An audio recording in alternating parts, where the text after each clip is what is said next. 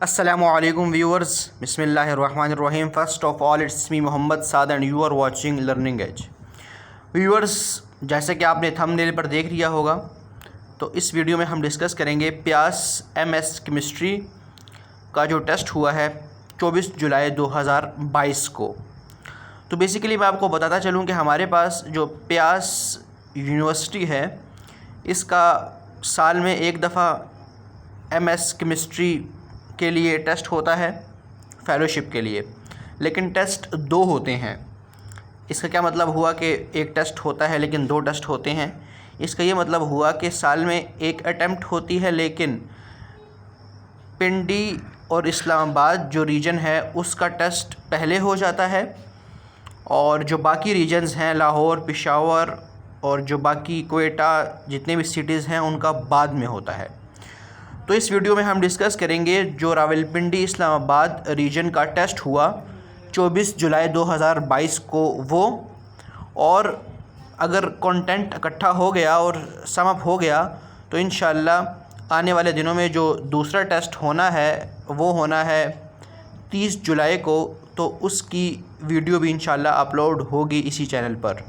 तो अगर आप मेरे चैनल पर नए हैं और अभी तक चैनल सब्सक्राइब नहीं किया तो kindly subscribe my channel and also press the bell icon for more updates about the प्यास MS chemistry and other past tests. एक और बात आपको बताता चलूँ कि मेरे चैनल में एक प्ले लिस्ट है जिसका नाम है MS प्यास, ठीक है ना। तो उस पर आप जाकर देख सकते हैं 2021 और 2018 का MS केमिस्ट्री का टेस्ट वहाँ पर अपलोड हुआ है, और इसके अलावा बाकी भी जितनी इन्फॉर्मेशन या अपडेट्स आएंगी तो वो मैं अपने चैनल पर अपलोड करूँगा। तो kindly subscribe my channel and also press the bell icon. अब हम बात करते हैं स्पेसिफ़िकली जो हमारे पास टेस्ट हुआ उसकी। तो सबसे पहले हमारे पास जो प्यास MS केमिस्ट्री का जो टेस्ट हुआ उसमें टोटल MCQs आए 90, और याद रखें जितने भी 90 MCQs थे सारे के सारे केमिस्ट्री से रिलेटेड थे, और इसके लिए टाइम दिया गया था 120 मिनट या 2 घंटे। और इसमें कैलकुलेटर अलाउड है। कैलकुलेटर इसलिए अलाउड है क्योंकि इसमें कुछ ऐसे न्यूमेरिकल्स आ जाते हैं जिसको सॉल्व करना कैलकुलेटर के बगैर पॉसिबल नहीं है, तो इसलिए कैलकुलेटर अलाउड है। अब बहुत से स्टूडेंट्स अक्सर क्वेश्चंस करते हैं, तो उनमें से जो मोस्ट स्पेसिफिकली क्वेश्चन एक तो ये आता है कि कैलकुलेटर अलाउड है या नहीं, तो उसका जवाब यही है कि कैलकुलेटर अलाउड है। और दूसरा क्वेश्चन ये आता है कि इस टेस्ट का पैटर्न क्या है। तो याद रखें हम अभी बात करते हैं MS केमिस्ट्री की। तो MS केमिस्ट्री का जो 2022 का टेस्ट हुआ उसमें टोटल 90 MCQs आए और सारे के सारे केमिस्ट्री के थे, और इसके लिए टाइम दिया गया था 2 घंटे। 2021 में जो टेस्ट हुआ था वो मैंने पर्सनली दिया था, तो उसमें जो टोटल MCQs आए थे 60 और सारे के सारे थे केमिस्ट्री के, और उसके लिए टाइम था 90 मिनट।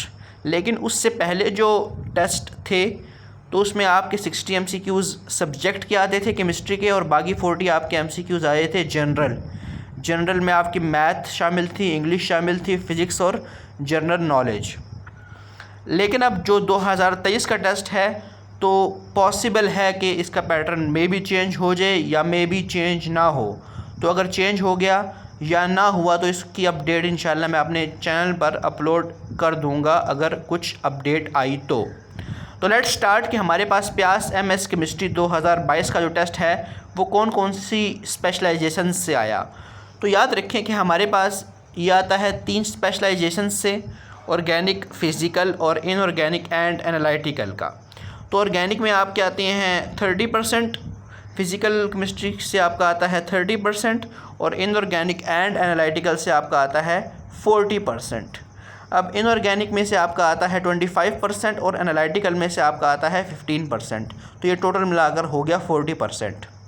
अब ऑर्गेनिक में स्पेसिफिकली बात करें तो हमारे पास जो टॉपिक हैं, एक तो है स्पेक्ट्रोस्कोपी। स्पेक्ट्रोस्कोपी में आपके पास आ जाती है UV visible spectroscopy, IR spectroscopy, mass spectroscopy. इसी तरह आपके पास स्पेक्ट्रोस्कोपी के अलावा क्रोमेटोग्राफीज़ जितनी हैं या टाइट्रेशंस वो भी शामिल हैं। इसी तरह एसिडिटी, बेसिसिटी, इन दोनों में pH का कॉन्सेप्ट, POH का concept, pKa, pKb buffer solution, ठीक है ना। अब याद रखिए मैं इस वीडियो में काफ़ी डिटेल्ड इन्फॉर्मेशन दे रहा हूँ, तो आखिर तक वीडियो देखें ताकि आपको सारा समझ आ जाए कि आपने टेस्ट की प्रिपरेशन किस तरह करनी है। इसके अलावा रेजोनेंस का कॉन्सेप्ट आ जाता है, रिएक्टिविटीज़ आ जाती हैं, स्टेबिलिटी ऑर्डर्स आ जाते हैं या रिएक्टिविटी ऑर्डर। स्टीरियोकेमिस्ट्री में आपकी एनेंशियोमर, मेसोमर, डाइस्टीरियोमर और कन्फर्मर, और जो आपके पास टाइप्स हैं आइसोमर्स की, वो सारी आ जाती हैं। इसी तरह reactive intermediate, IUPAC and common names. Common names बहुत ज़रूरी हैं क्योंकि क्वेश्चंस जो तकरीबन 5 से 6 क्वेश्चंस ऐसे होते हैं जिनमें कॉमन नेम यूज़ हुआ होता है, तो आपको कॉमन नेम्स आने चाहिए। इसी तरह फिजिकल केमिस्ट्री की बात करूँ तो इसमें आ जाती है काइनेटिक्स, इसमें न्यूक्लियर आ जाती है, थर्मोडायनेमिक्स आ जाती है, क्वांटम आ जाती है, इक्विलिब्रियम का पोर्शन आ जाता है, मेल्टिंग एंड बॉइलिंग पॉइंट। इसके अलावा आपके पास जो सॉलिड, लिक्विड, गैस स्टेट्स हैं इनकी डिफरेंट प्रॉपर्टीज़ आ जाती हैं, और साथ ही जो आपकी कन्वर्जेंस होती हैं एक स्टेट से दूसरी स्टेट में, इनमें जो टेम्परेचर इस्तेमाल होते हैं, क्रिटिकल टेम्परेचर, तो उससे रिलेटेड एमसीक्यूज़ आते हैं। अब बात करते हैं इनऑर्गेनिक एंड एनालिटिकल की, तो इसमें आपके पास एसिड बेस का कॉन्सेप्ट आ जाता है जिसमें hard acid, soft acid, strong acid, weak acid. Coordination chemistry में आपके पास जो डिफरेंट ट्रांजिशन एलिमेंट्स हैं उनके कोऑर्डिनेशन कंपाउंड्स आ जाते हैं, उन कोऑर्डिनेशन कंपाउंड्स के बॉन्ड ऑर्डर, उनका कोऑर्डिनेशन नंबर, उनकी स्टेबिलिटी ऑर्डर, इस तरह के एमसीक्यूज़ आ जाते हैं। या इनमें इलेक्ट्रॉन काउंट आपका आ सकता है और आता भी है, और इसी तरह आपके पास जो उन पर चार्ज होता है फाइंडिंग ट्रांजिशन एलिमेंट पर, वो आपका आ जाता है। इसी तरह क्रोमेटोग्राफी मैंने आपको बता दिया, जितनी भी डिफरेंट क्रोमेटोग्राफीज़ हैं, पेपर क्रोमेटोग्राफी, HPLC, ठीक है ना, वो आ जाती है। सॉल्वेंट एक्सट्रैक्शन आ जाता है और EGT, इसके एमसीक्यूज़ आ जाते हैं। अब वीडियो काइंडली आखिर तक देखिएगा, ये इसलिए क्योंकि इस वीडियो में आपके टोटल एमसीक्यूज़ वैसे हैं 90, लेकिन इस वीडियो में मैं 50 एमसीक्यूज़ केमिस्ट्री के डिस्कस करूंगा। वो इसलिए कि 40 एमसीक्यूज़ इस वीडियो के दूसरे पार्ट में हैं, क्योंकि इस तरह वीडियो बहुत लेंथी हो जाती, और हर एमसीक्यूज़ का मैं ये बताऊंगा कि ये किस स्पेशलाइजेशन का एमसीक्यू है और इसको सॉल्व आप कैसे कर सकते हैं, और इससे रिलेटेड और एमसीक्यूज़ किस तरह आ सकता है। तो काइंडली वीडियो आखिर तक देखिएगा। अब हमारे पास जो पहला एमसीक्यूज़ है वो है एंट्रोपी रिलेटेड, ठीक है ना, जिसमें आपके पास थर्मोडायनेमिक्स है या heat of enthalpy to find out. आपको एक इक्वेशन दी गई है या रिलेशन दिया गया है या कंपाउंड की डिफरेंट एंथैल्पीज़ बताई गई हैं और आपने एंट्रोपी फाइंड आउट करनी है, ठीक है ना। तो डैट टॉपिक या that MCQ is related to the thermodynamics, और जो सब ब्रांच है फिज़िकल केमिस्ट्री की। तो आपका पहला एमसीक्यूज़ हो गया फिज़िकल केमिस्ट्री का। Second MCQs, reaction of Grignard reagent with carbon dioxide, कि ग्रिग्नार्ड रिएजेंट जो RMGX है या RLI है या Cu2Li है, इसका रिएक्शन अब अगर हम कार्बन डाइऑक्साइड के साथ करें तो हमारा क्या प्रोडक्ट आएगा। आपके पास 4 ऑप्शंस हैं, कार्बोक्सिलिक एसिड, कीटोन, अल्डिहाइड या मीथेन। तो इसका करेक्ट आंसर है कार्बोक्सिलिक एसिड। तो ये हो गया ऑर्गेनिक केमिस्ट्री का एमसीक्यूज़। अब ये जो आपने पहला एमसीक्यूज़ है ये आपने FSC लेवल में फर्स्ट ईयर में पढ़ा होता है। सेकंड एमसीक्यू आपने पढ़ा है सेकंड ईयर में ऑर्गेनिक केमिस्ट्री में। इसी तरह थर्ड एमसीक्यूज़ की मैं बात करूं, 2 molecules are given just like, इस तरह के 2 मॉलिक्यूल्स दिए हुए थे और इसमें आपने बताना था कि ये इनैंशियोमर्स हैं, डायस्टीरियोमर हैं, कन्फर्मर हैं। तो याद रखिए आपको पहले इनैंशियोमर पता होना चाहिए क्या होता है, डायस्टीरियोमर क्या होता है और कन्फर्मर्स क्या होते हैं।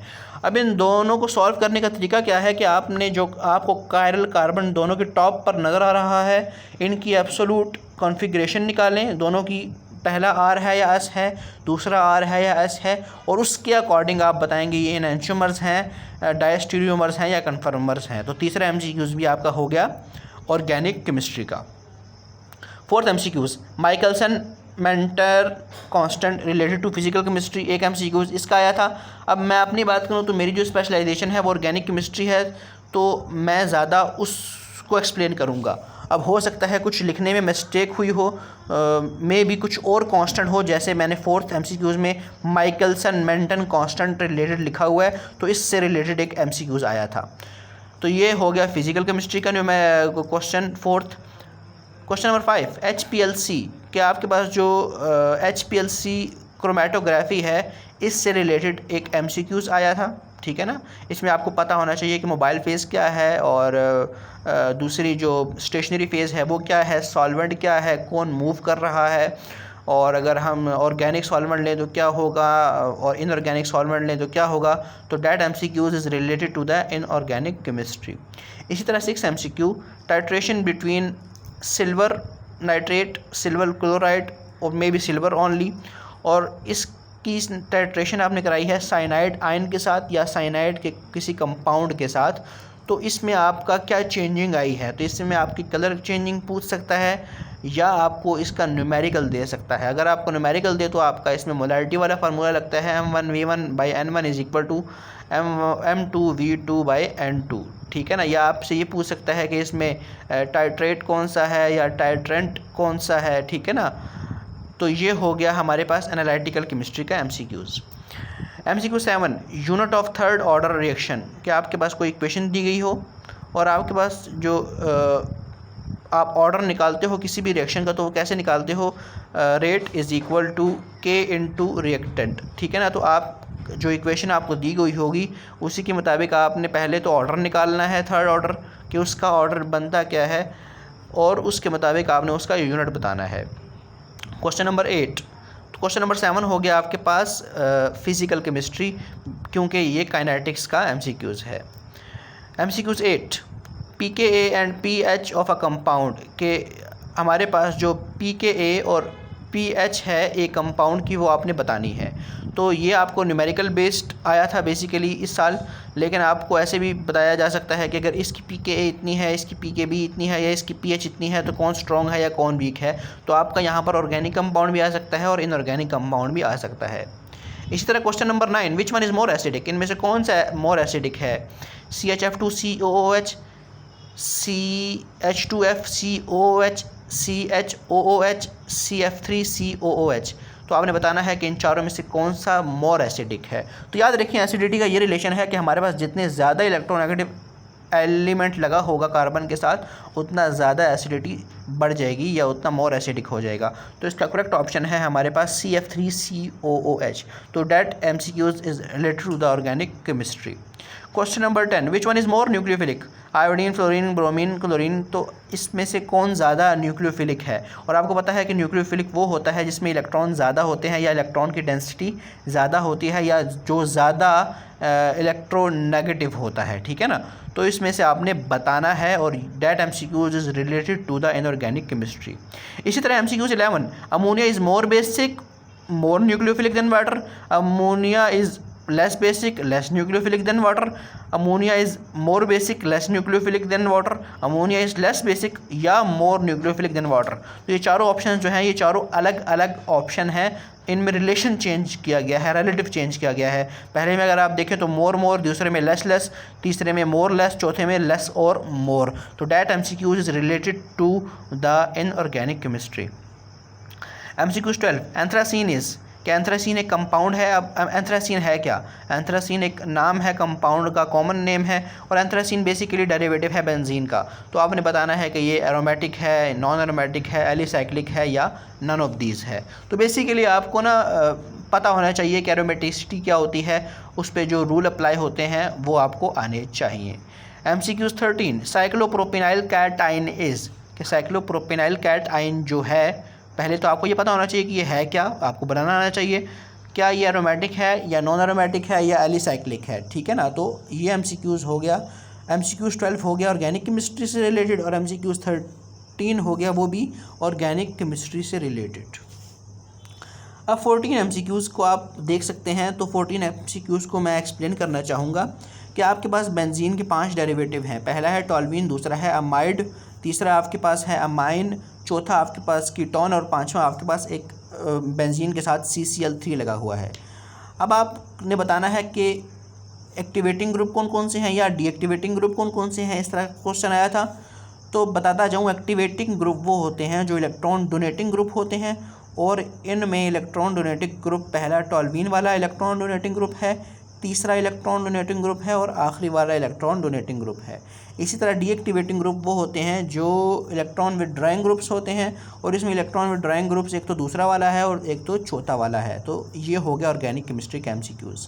15 MCQs, which one is more ionic. आपके पास 4 कंपाउंड दिए गए हैं और उनमें से बताना है कि कौन ज़्यादा आयोनिक है, जैसे NO2, CO2, NO and CO। That MCQ is related to the inorganic chemistry. 16 MCQ, carbon dioxide अगर इसमें सिमेट्रिकल वाइब्रेशन हो रही है तो क्या ये IR एक्टिव होगा या IR इनएक्टिव होगा। तो that MCQ is related to the analytical chemistry and specially from spectroscopy, IR spectroscopy. MCQ 17, आपका एक MCQ आया था बियर लैम्बर्ट लॉ का, ठीक है। बियर लैम्बर्ट लॉ आपको आना चाहिए कि बियर लैम्बर्ट लॉ क्या है। बियर लैम्बर्ट लॉ वो प्रिंसिपल है जिसकी बेस पर आपके पास UV विजिबल स्पेक्ट्रोस्कोपी वर्क करती है। इसमें रिलेशन होता है आपका एब्जॉर्प्शन और कंसंट्रेशन ऑफ सॉल्वेंट के दरमियान। तो इसका एक MCQs आया था। 18 MCQs, in chromatography which process can not be done by solvent programming. अगर सॉल्वेंट प्रोग्रामिंग हो या सॉल्वेंट प्रोग्रामिंग उसमें होती है तो उसमें से कौन सा प्रोसेस नहीं होगा। MCQs कुछ इस तरह थे कि रेजोल्यूशन इंक्रीज़ नहीं होगी, रेजोल्यूशन डिक्रीज़ नहीं होगी, और बाकी 2 ऑप्शन भी थे। तो आपको क्रोमेटोग्राफी पढ़ लेनी है ताकि आपका ये वाला MCQ सॉल्व हो जाए। 19 MCQs, delta G is equal to H minus T del S। अब ये ऐसा MCQs है that is related to the thermodynamics, और इसमें आपका कॉन्सेप्ट लगता है गिब्स फ्री एनर्जी वाला, ठीक है ना। तो आपको पता होना चाहिए कि डेल्टा H पॉजिटिव हो तो क्या होता है, डेल्टा S पॉजिटिव हो या नेगेटिव हो तो क्या आता है। अब इसका क्वेश्चन ऐसा आया था कि अगर आपसे मैं पूछूं कि स्पॉन्टेनियस इन चारों में से कौन सी कंडीशन में होगा तो करेक्ट ऑप्शन बताएं, या नॉन स्पॉन्टेनियस इन चारों में से कौन सी कंडीशन में हो तो वो आपने करेक्ट ऑप्शन बताना है। Option question number 20, entropy by solving the chemical equation data. क्या आपको एंट्रोपी निकालनी थी। ऐसा न्यूमेरिकल आपका पहले भी आ चुका था इन्हीं 20 क्वेश्चंस में कि आपको डाटा दिया गया हुआ है और आपने एंट्रोपी फाइंड आउट करनी है किसी इक्वेशन की, ठीक है ना। Question number 21, HF is act as. HF act करता है एसिड, बेस, न्यूट्रल या एम्फोटेरिक। तो आपको कोई इक्वेशन दी गई हो जिसमें HF एज मिसाल के तौर पे एरो के ऊपर लिखा हुआ है, या कोई कंडीशन आपको दी गई है उसमें आपने बताना है, या कोई रिएक्शन आपको दिया गया है तो उसमें आपने बताना है कि HF क्या किरदार अदा कर रहा है। तो हमारे पास 19 MCQs is related to the physical chemistry, 20 is related to the physical chemistry and 21 is related to the inorganic chemistry. 22 MCQs, dehydration is more easy. कि डिहाइड्रेशन लॉस ऑफ वाटर कब ईजी होता है। अब लॉस ऑफ वाटर में क्या होता है कि रिएक्टेंट से जब पानी निकलता है तो हमारी भी जो प्रोडक्ट बनती है वो हमारे पास एलिमिनेटेड प्रोडक्ट बनती है और उसमें डबल बॉन्ड आ जाता है। तो हमारे पास इन तीनों में से प्राइमरी अल्कोहल, सेकेंडरी अल्कोहल और टर्शियरी अल्कोहल में से कौन ईजीली डिहाइड्रेशन शो करेगा या कौन कम टेम्परेचर पर डिहाइड्रेशन शो करेगा। तो that MCQs is related to the organic chemistry, और ये आपने सेकेंड ईयर में भी पढ़ा हुआ है, ठीक है। इसी तरह 23 MCQ, डेफिनेशन ऑफ एनेंटियोमर। कि आपको 4 ऑप्शंस दिए गए हैं जिसमें आपका मतलब स्टेटमेंट्स दी गई हैं और उसमें से आपने बतानी है कि एनेंटियोमर की कौन सी करेक्ट स्टेटमेंट है, ठीक है ना। अब इसी तरह आपका एनेंटियोमर से जिस तरह रिलेटेड है तो आपका डायस्टीरियोमर की डेफिनेशन पूछ सकता है, टॉटोमर की डेफिनेशन पूछ सकता है, कन्फर्मर की डेफिनेशन पूछ सकता है, एनेंटियोमेरिक एक्सेस, डायस्टीरियोमेरिक एक्सेस का MCQs आपसे पूछ सकता है। तो that is the MCQs of stereochemistry and stereochemistry is the सब branch of the organic chemistry. 24 MCQs, आपके पास 4 कंपाउंड दिए गए हैं, कार्बन डाइऑक्साइड, N2O, NO2 या CO। इन चारों में से आपने बताना है कि पैरामैग्नेटिक कौन सा है, ऐसा MCQs आ सकता है, या इन चारों में से डायमैग्नेटिक कौन सा है, ठीक है। तो ये MCQs आपका होगा इनऑर्गेनिक केमिस्ट्री का। 25 MCQs में आपके पास रिलेशन दिए गए हैं कि इन चारों में से जो रिलेशन है, NO जा रहा है NO पॉजिटिव में, O2 जा रहा है O2 माइनस में, CO जा रहा है CO2 में, किस में बॉन्ड लेंथ इंक्रीज़ हो रही है, ठीक है ना। तो that MCQs related to the inorganic chemistry, और इसमें आपका जो बॉन्ड एनर्जी का कॉन्सेप्ट है, बॉन्ड लेंथ का कॉन्सेप्ट है, ठीक है ना, बॉन्ड स्टेबिलिटी का कॉन्सेप्ट है, आयोनिक इफेक्ट है, वो सारे इस्तेमाल हो रही हैं। 26 MCQs, MCO का मतलब मेटल कार्बोनाइल बॉन्ड जो है, इसमें मेटल कार्बोनाइल बॉन्ड में आपने बॉन्ड ऑर्डर बताना है। अब बॉन्ड ऑर्डर किसका बताना है, आपसे M का ही पूछ सकता है, कार्बन का ही पूछ सकता है, O का ही पूछ सकता है। अब स्पेसिफिकली मुझे याद नहीं रहा कि इसमें किसका पूछा हुआ था, अगर हम कार्बन की बात करें तो कार्बन के लिए हो सकता है ये चारों MCQs हों कि +2 है, +1 है, ऑक्सीजन है या -1 है। तो मेटल कार्बोनाइल जो है वो आप इस्तेमाल करते हो कोऑर्डिनेशन केमिस्ट्री में, और कोऑर्डिनेशन केमिस्ट्री जो ब्रांच है वो है इनऑर्गेनिक केमिस्ट्री की, ठीक है। तो एक आपका MCQs आ गया इनऑर्गेनिक केमिस्ट्री से। 27 MCQs ज्योमेट्री ऑफ BiH3, कि आपके पास एक कंपाउंड है BiH3, इसकी आपने ज्योमेट्री निकालनी है, और आपने कैसे निकालनी है, वेस्पर को इस्तेमाल करके। आपको इस तरह एटॉमिक नंबर पता होना चाहिए सेंट्रल एलिमेंट I का, और आपने उसको अप्लाई करके आपने इसकी ज्योमेट्री निकालनी है। अब यहाँ पर 4 ऑप्शन थे, 4 ऑप्शन क्या क्या हो सकते हैं, टेट्राहेड्रल है, पैरामिडल है, बायपैरामिडल है, ऑक्टाहेड्रल है, ठीक है ना, तो वो ऑप्शंस थे। 28 MCQs हाइब्रिडाइजेशन इन कंपाउंड, आपको कोई भी MCQs कोई भी कंपाउंड दिया गया था, ठीक है ना, और उसकी आपने हाइब्रिडाइजेशन बतानी थी, ठीक है। मिसाल के तौर पे अल्केन है तो अल्केन की आपकी sp3 होती है, अल्कीन की आपकी sp2 होती है, अल्काइन की आपकी sp होती है। लेकिन याद रखिए कि जो ब्यास का टेस्ट होता है वो थोड़ा हाई लेवल होता है, बेसिक्स से थोड़ा सा ऊपर होता है, बेसिक्स भी होते हैं लेकिन मोस्टली आपका स्पेशलाइजेशन को टच करता है। तो उसमें आपका ऐसी हाइब्रिडाइजेशन होती है जिसमें D ऑर्बिटाल शामिल हो।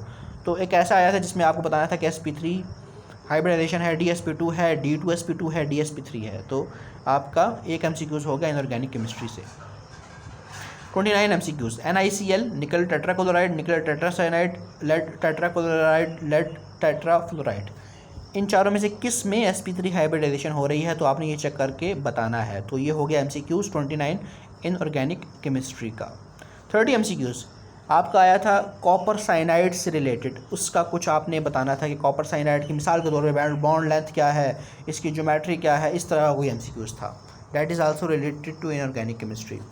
अब आ जाते हैं 31 MCQs कि लेड-4 आसानी से बन जाता है या आसानी से स्टेबल है बनिस्बत किसके, Pb+4 के। तो आपको ये बताना था कि क्यों, कौन सा कॉन्सेप्ट इसमें इस्तेमाल होता है, इस तरह का MCQs था। या आपको रिलेशन नीचे दिए गया हो Pb+4 is more stable then Pb+2, Pb+2 is more stable then Pb+4, या Pb+2 is more stable then Pb0, या Pb0 is more stable then Pb+4। तो इस तरह के 4 ऑप्शन में से आपने सेलेक्ट करना है कौन सा ज़्यादा स्टेबल है।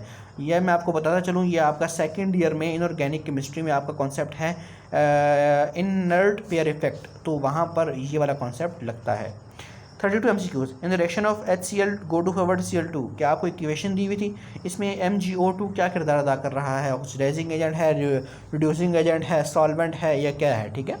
33 MCQs which is act as both oxidising and reducing agent, क्या आपको एक इक्वेशन दी गई है और इसमें से आपको बताना है कि H2O2, H2, MgO और M2 इन चारों में से कौन सी ऐसी चीज़ है जो ऑक्सीडाइजिंग एजेंट भी रिएक्ट कर सकती है और रिड्यूसिंग एजेंट भी रिएक्ट कर सकती है। 34 MCQs आपके पास मिसाल के तौर पे, इसमें इसको मैं एक्सप्लेन करना चाहूँगा कि आपके पास 4 कंपाउंड्स दिए गए थे। अब जैसे आपके सामने लिखा हुआ है KFeCN+3, इसी तरह KFeCN2+1, KFeCN30, 4 इस तरह के कंपाउंड्स दिए गए थे कोऑर्डिनेशन कंपाउंड, और इसमें बताना था कि ज़्यादा मैग्नेटिक कौन सा है। तो सब में से ज़्यादा मैग्नेटिक ये था, ये वाला +3 वाला। क्यों? क्योंकि +3 जब होता है तो आयरन की +3 की फॉर्म में सबसे ज़्यादा अनपेयर्ड इलेक्ट्रॉन्स होते हैं, और अनपेयर्ड इलेक्ट्रॉन जितने ज़्यादा होंगे उतना आपके पास जो है मैग्नेटिक प्रॉपर्टी ज़्यादा होगी। अगर यहाँ कोई गलती हुई है तो वो आप सही कर लीजिएगा, क्योंकि मेरे जहन में कंपाउंड बिल्कुल सही नहीं था। मतलब मैं ये कहना चाह रहा हूँ CN के साथ जो नीचे आप लिख सकते हैं 2 हो सकता है, 1 हो सकता है, 3 हो सकता है, ठीक है, वो आप चेक कर लीजिएगा। 35 MCQs हाइड्रोजन इंडिकेटर का एक MCQ था जो रिलेटेड है एनालिटिकल केमिस्ट्री का MCQs। 36 MCQs कि आपके पास अल्काइन का अगर रिएक्शन हो NaCl के साथ तो A प्रोडक्ट क्या होगी, और अगर A का रिएक्शन हो आपके पास मतलब अल्कीन ब्रोमाइड के साथ तो इसकी B प्रोडक्ट क्या होगी, ठीक है। इसका ऑप्शन आपको 4 दिए गए थे, तो that is related to organic chemistry. 37 MCQs आपका आया था बीयर-लैम्बर्ट लॉ, जो हम पहले भी एक्सप्लेन कर चुके हैं। 38 MCQs आपका आया था रिलेटेड कांस्टेंट, ठीक है ना, आपका जो रेट कांस्टेंट है that is related to kinetics, तो that is the MCQ of physical chemistry. 39 MCQs आपका आया था एंगल और लैम्डा मैक्सिमम का, और इसका जो ताल्लुक़ है वो है स्पेक्ट्रोस्कोपी से, UV विजिबल IR, ठीक है ना। 40 MCQs आपका आया था लैम्डा मैक्सिमम और वेवलेंथ से रिलेटेड, कि आपको एक वेवलेंथ दी गई है या लैम्डा मैक्सिमम दिया गया है, आपने बताना है कि ये IR विजिबल है, IR एक्टिव है या IR इनएक्टिव है, ठीक है ना। तो इसमें आपने IR स्पेक्ट्रोस्कोपी को देखना है। 41 MCQs ये रिलेटेड है ओवरटून फ्रीक्वेंसी और ये एक न्यूमेरिकल था। आपको डाटा दिया गया है और आपने ओवरटून फ्रीक्वेंसी बतानी है। So that is MCQs related to IR spectroscopy. 42 MCQs आपका दिया गया है NMR। अब मेनली आपके पास 2 NMR आती हैं, प्रोटॉन NMR और कार्बन 13 NMR। तो इसमें आपने कॉन्सेप्ट इस्तेमाल करना था स्पिन इन्वर्जन वाला। 43 MCQs आपका है हार्मोनिक एंड नॉन हार्मोनिक, ठीक है ना। तो ये भी केमिस्ट्री में एक टॉपिक है, तो इसका एक MCQs आया था। 44 MCQs broad band width of water. आपके पास जो पानी है उसमें ब्रॉड बैंड विड्थ आपने बताई थी, तो इसका ताल्लुक जो है वो स्पेक्ट्रोस्कोपी से है। तो that is the MCQ of the analytical chemistry. 45 MCQs की which is correct and which is not correct. आपके पास 4 ऑप्शन थे, उसमें अलग अलग स्टेटमेंट्स दी हुई थी, एक कंपाउंड के बारे में या एक प्रोसेस के बारे में या इक्वेशन के बारे में, तो वो आपने बताई थी कौन सी सही है या कौन सी गलत है, ठीक है। 46 MCQs आपका आया था क्रिस्टल फील्ड थ्योरी से रिलेटेड। 47 आपका आया था electron limitation of the transition compound. आपके पास एक ट्रांजिशन कंपाउंड है और उसका आपने बताना है इलेक्ट्रॉन काउंट बताना है या इलेक्ट्रॉन लिमिटेशन बतानी है या बॉन्ड ऑर्डर बताना है, तो वो that is related to the coordination chemistry and coordination chemistry is the sub type of the inorganic chemistry. 48 MCQs आपका आया था कि when pressure is apply and gas is expand. अगर प्रेशर अप्लाई करें और गैस एक्सपैंड हो जाए तो इसमें क्या होगा, वर्क पॉजिटिव होगा, वर्क नेगेटिव होगा, नो वर्क होगा, तो ये आपने बताना था। तो dash MCQs is the MCQs of thermochemistry and thermochemistry is the sub type of the physical chemistry. 49 MCQs आपके पास है क्रिटिकल पॉइंट ऑफ वाटर, कि पानी का जो क्रिटिकल टेम्परेचर है या क्रिटिकल पॉइंट है वो क्या है, तो that MCQs is the MCQs of the physical chemistry. अब 50 MCQs आपका है न्यूमेरिकल, कि P1 इतने टॉर है, P2 इतने बार है, T1 इतने डिग्री सेंटीग्रेड है और T2 इतने केल्विन है। तो P1 P2 में से आप किसी एक को टॉर में कर दें या किसी को बार में कर दें। इसी तरह आप T1 सेंटीग्रेड में है तो उसको केल्विन में करके आप टेम्परेचर निकाल सकते हैं रिलेशन लगा कर, ठीक है ना। इसमें जो आपका कॉन्सेप्ट आता है वो बॉयल लॉ, चार्ल्स लॉ और ये वाला आइडियल गैस इक्वेशन वाला आपका कॉन्सेप्ट लगता है। तो that is the MCQ of physical chemistry. अब देखिए इस वीडियो में हमने 50 MCQs को डिस्कस किया और मैंने आपको ये बताया कि ये किस किस स्पेशलाइजेशन का है और आपने इसको कैसे तैयार करना है या इसका MCQs किस तरह का आ सकता है। अब अगली वीडियो जिसका लिंक इसी की वीडियो के डिस्क्रिप्शन में मौजूद है, आप वहाँ पर जाएं और उस वीडियो को भी देख लें कि आपको पता चल जाए कि बाकी जो 40 MCQs हैं वो किस तरह के आए। और अगर आपको ये PDF चाहिए तो you can contact me on my WhatsApp number, और या आप मैसेंजर पर कॉन्टैक्ट कर सकते हैं, जिसका लिंक जो है वो डिस्क्रिप्शन में मौजूद है। Thank you.